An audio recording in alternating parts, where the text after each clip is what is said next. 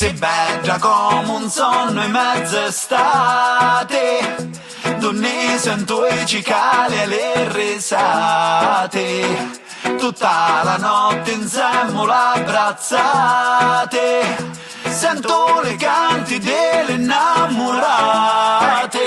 Ora che sta tramontando sole darre la montagna, quanto sei bella con l'acqua che te bagna, ho scrosciato mare o ciavolo da campagna. A Raffadali da diversi anni, questa è la terza edizione che organizziamo il raduno di auto e moto d'epoca in collaborazione con il Volante Storico. Oggi abbiamo fatto un centinaio di macchine provenienti da qualsiasi parte, da Agrigento, da Ribera, da Sciacca, da Caricattier.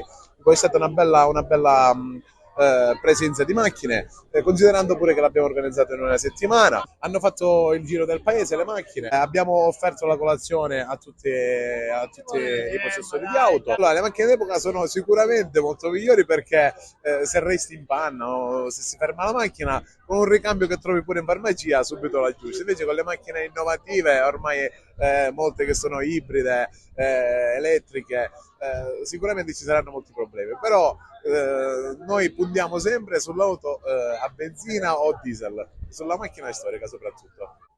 È una festa sentita che ha la sua tradizione negli anni e il tempo oggi è stato clemente e c'è una partecipazione in massa da parte dei cittadini. Stiamo iniziando con le auto storiche, le auto d'epoca e finirà stasera con il concerto di Max Gazzè.